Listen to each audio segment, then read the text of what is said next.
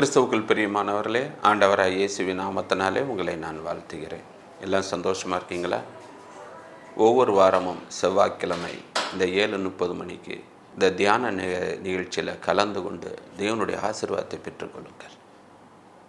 ஒவ்வொரு வாரமும் வருகின்ற செய்தி உங்களுக்கு பிரயோஜனம் உள்ளதாக இருக்கிறது என்று அநேகர் செல்ஃபோன் மூலமாக என்னோடு கூட தொடர்பு கொண்டார்கள். கர்த்தருடைய நாமத்தை நான் மகிமைப்படுத்துகிறேன். இந்த நாளிலும் கர்த்தர் உங்களோடு கூட பேசுவாராக. அதற்கு முன்பாக ஒரு நிமிடம் தலை தாழ்த்தி ஜெபிப்போம். அன்புள்ள ஆண்டவரே, அருமையான அந்த வேலைக்காக நன்றி. இந்த உலகத்தில் நாங்கள் பல குரல்களை எல்லாம் கேட்கிறோம். ஆனாலும் உம்முடைய குரல், உம்முடைய வார்த்தை கேட்க ஆவல் உள்ளவர்களாக நாங்கள் வந்திருக்கிறோம். நீர் எங்களோடு கூட பேசும். இயேசுவின் நாமத்தில் ஜெபிக்கிறோம் நல்ல பிதாவே, ஆமென்.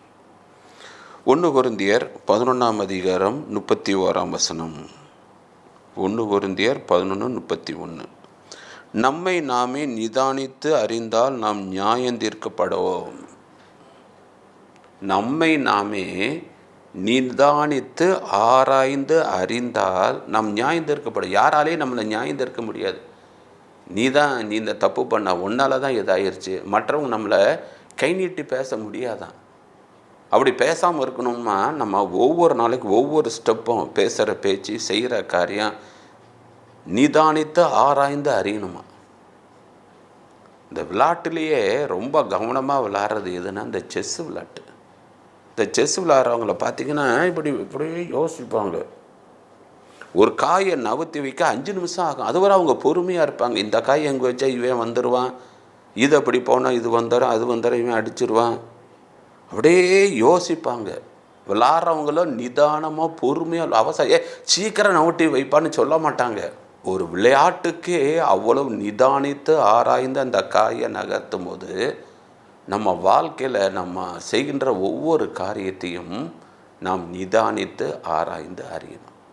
யாரையும் மனசை புண்படுத்துதா, யாரையும் மனமடி போக்குறாமா, நம்மளால் யாரும் இடரல் அடைகிறாங்களா, நம்மளால் யாரும் பின்மாற்றத்துக்கு போயிட்டாங்களா, கவனமாக இருக்கணுங்க. எப்படியும் வாழலாம் என்பது வாழ்க்கை இல்லை.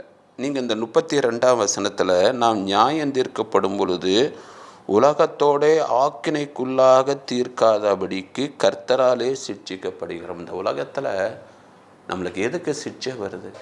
ஏன் நம்மளுக்கு பாடு? ஏன் ஆண்டவர் நம்மளை தண்டிக்கிறார் வர்றாருன்னு? நம்ம உலக மக்களோடு ஆக்கினை, இந்த நரகத்துக்கு நம்மளாம் போய்விடக்கூடாது என்பதற்காக தான் பூமியில் நம்ம செய்கின்ற ஒவ்வொரு காரியத்துக்கும் ஒரு சிட்சை. பொதுவாக சொல்லுவாங்களே, சேர்லேருந்து கீழே விழுந்தால் அவ்வளோ அடிபடாது, ஆனால் டேபிள்லேருந்து கீழே விழுந்தால் லைட்டாக அடிபடுது, வலிக்குதுன்னுவான். கொஞ்சம் உயரத்துலேருந்து அடி பண்ணால் கொஞ்சம் காயம் வரும். உயரத்துலேருந்து கீழே விழுந்தால் கை கால் முறியும். ரொம்ப உயரத்துலேருந்து விழுந்தால் மரித்து போவோம். அதுபோல தான் நம்ம செய்கின்ற ஒவ்வொரு தவற்றுக்கேற்ப ஒரு சிட்சை. ஃபஸ்ட்டு ஆண்டவர் சொல்லுவார், மன்னிப்பார். 2ஆம் வட்டம் மன்னிப்பார். 3ஆம் வட்டம் பாருங்கள் சிட்சை. நீங்கள் இந்த ஸ்கூலில் பார்த்தீங்கன்னா வாத்தியார், யார்ப்பா ஹோம்ஒர்க்லாம் எழுதலை, எந்திரிச்சு நில்லுன்னுவாங்க. கொஞ்சம் பேர் நிற்பாங்க. நாளைக்கு எழுதிட்டு வந்துடணும், தெரிஞ்சதா உட்காருன்றுவாங்க. மறுநாள் இன்றைக்கி யார்ப்பா ஹோம்ஒர்க் எழுதலை அப்படின்னு, அதுலேயும் கொஞ்சம் பேர் நிற்பாங்க. ஏன் எழுதலை, நாளைக்கு கண்டிப்பாக எழுதிடணும், உட்காருங்க அப்படின்னு. 3ஆவது நாளும் பார்த்திங்கன்னா அதுலேயும் அது தெனாவட்டு. 2 நாள் அடிக்கலையில் உடனே ஆண்டவர் பெறமடுத்து ஏன் ஹோம்ஒர்க் இல்லைன்னு ஒரு அடி. அப்போ 2 வட்டம் சொல்கிறாரு, கீழ்ப்படியில் பார்த்தீங்களா, அதனால தானே சிட்சிக்கிறாங்க. நம்ம ஆண்டவருடைய வார்த்தைக்கு கீழ்ப்படி நடந்தால் எதுக்கு நம்மளுக்கு சிட்சை வருது? எதுக்கு விபத்து வருது? எதுக்கு பலவீன நோய் நொடி வருது? எதுக்கு கடன் பிரச்சனைன்னு வருது? எதுக்கு நம்மளுக்கு சில வீட்டில் தீராத பிரச்சனை, ஒன்று மேலே ஒன்று, அடி மேலே அடி? ஏன்? அப்போ நம்ம ஏதோ ஒன்றில் தவறுகிறோம் என்பதை நிதானித்து ஆராய்ந்து அறிவது கிடையாது. அதான் தாவீது யுத்தத்துக்கு போகாமல் உப்பரியில் இருக்கும் பொழுது ஒரு பெண் குளித்து கொண்டு இருக்கிறாள். அந்த பிள்ளையை கூப்பிட்டு தப்பு பண்ணிடுறான். என்ன பண்ணுறான்? அவன் கணவனை கொன்று அவனை மனைவியாக்கி கொண்டு இருக்கிறான். அவனுக்கு பிறக்கிற பிள்ளை வியாதியாகி இருக்கிறது.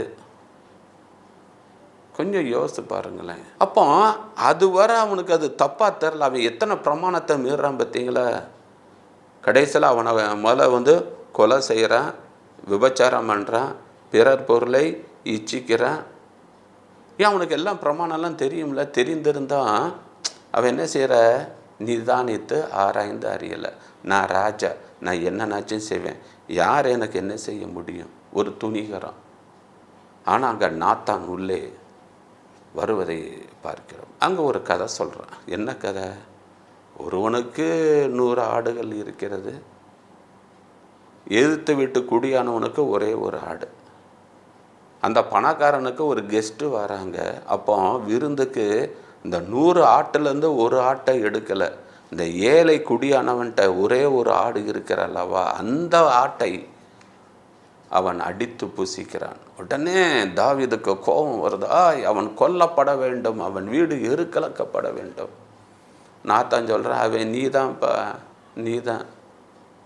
உனக்கு எத்தனை மனைவி தந்திருக்கிறாரு, நீ ராஜா என்ன நச்சம் செய்யலை. ஆனால் உரியா அவனுக்கு ஒரே ஒரு மனைவி, அவனை நீ அபகரித்தாய் அல்லவா, எவ்வளோ பெரிய நீ தப்பு பண்ணியிருக்க.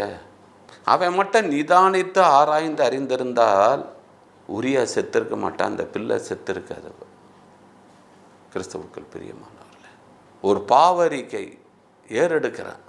விழுந்து போன தாவீதின் கூடாரத்தை மறுபடியும் திரும்ப தேவன் கெட்டுவிக்கிறார். தப்பு செஞ்சு மற்றவங்க உணர்த்தினா திருந்துங்க.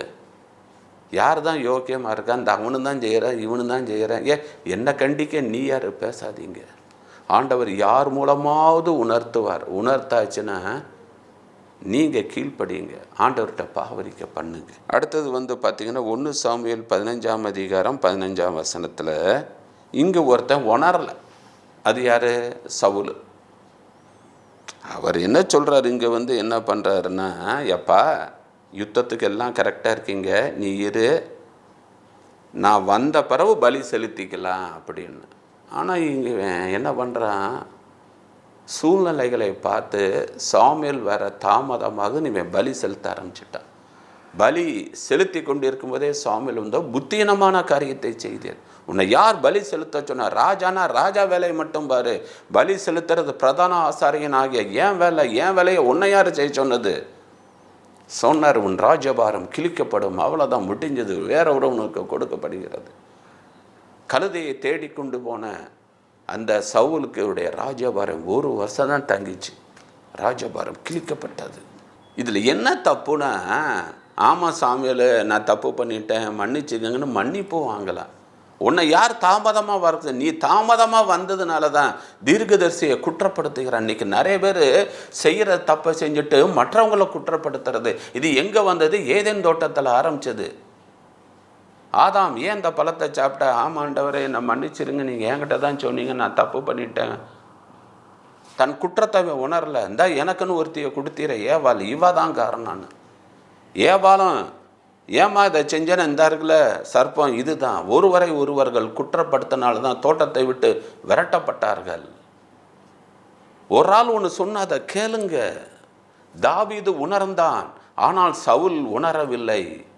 அவன் நியாயப்படுத்தி பேசுகிறான், சாமுவேலையே குற்றப்படுத்தி பேசுகிறான்.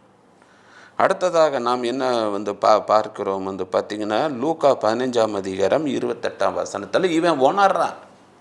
இளையகுமாரன் உணர்றான், அப்பா உங்கள் பேச்சை கேட்கல, அண்ணன் பேச்சை கேட்கல, ஃப்ரெண்ட்ஸ் தான் ஓடுனேன், இப்போ எல்லாத்தையும் இழந்துட்டேன்.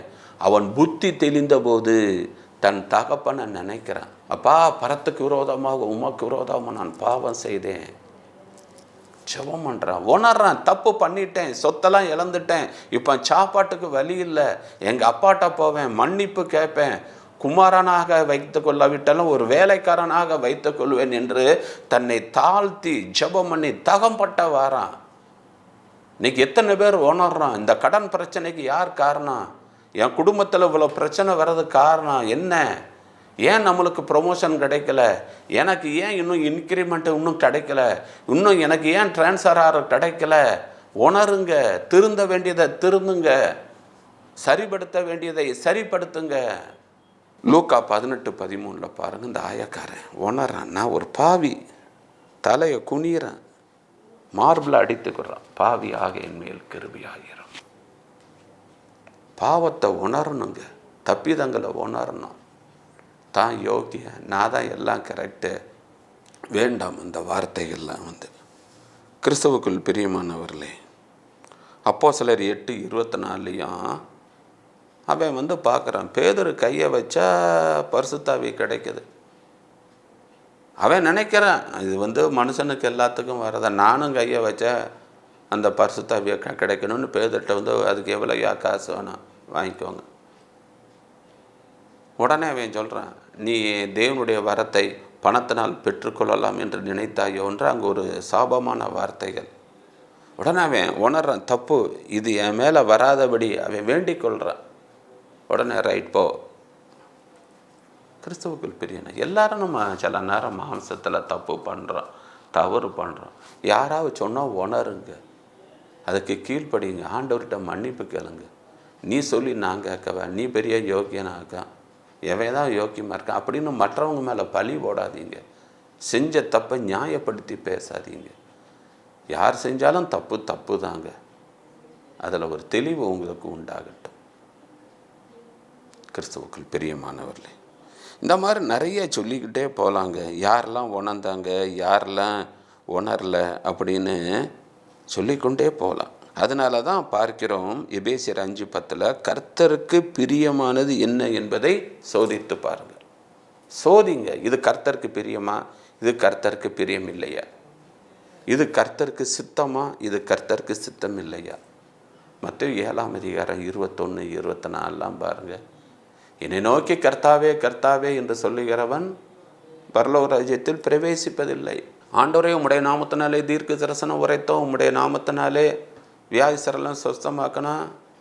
ஏன் நீ எனக்கு யாருன்னே தெரியாதுப்பா. எவ்வளோ ஒரு வேதனை, கடைசி நேரத்தில் கைவிடப்படும் பொழுது எவ்வளோ வேதனை பார்த்தீங்களா. காரணம் அவங்கள் அக்கிரமம் செய்கிறார்கள். ஒரு பக்கம் ஊழியம், ஒரு பக்கம் அக்கிரமம், ஒரு பக்கம் நல்ல மிராக்கல் தீர்க்க தரிசனங்க எல்லாம் நடக்கு. இங்கே பாவத்தை விட்டு வெளி வராமல் இந்த பாவத்திலே மூழ்கி கிடக்கிறது. எவ்வளோ பெரிய தப்பு, தவறு, துணிகரம். கிறிஸ்துவுக்குள் பிரியமானவர், தெளிவாக ஒன்று அறிந்து கொள்ளுங்கள். நாம் உலக மக்களுடைய ஆக்கினைக்குள்ளாக தீர்க்காதபடிக்கு நம்மை நாமே நிதானித்து ஆராய்ந்து அறிய வேண்டும் என்று வேதம் நம்மளுக்கு சொல்லுகிறது. மத்தேயு 25:21-23 அவர் உண்மை உள்ளவராக இருக்கிறார். அவர் யாராக இருந்தாலும் சரி, தப்பு தப்பு தான், பாவம் பாவம் தான், சின்ன பாவம் பெரிய பாவம் அப்படிலாம் கிடையாது. சரண்டராகுங்க. ஆண்டவரே என்னை மன்னிங்க, என் நிலைமை, என் சூழ்நிலை, அடிக்கடி விழுந்து விழுந்து போகிறேன், நிலைவரமாக நான் ஆவியை தாருங்க, நான் பரிசுத்தமாக வேண்டும் என்று விரும்புகிறேன், என்னால் முடியல, எனக்கு உதவி செய்யுங்க, உதவி செய்யுங்க. என்ன இல்லாமல் ஒருவனும் பிதாவினிடத்தில் வாரான் என்று நீங்கள் தானப்பா சொன்னீங்க.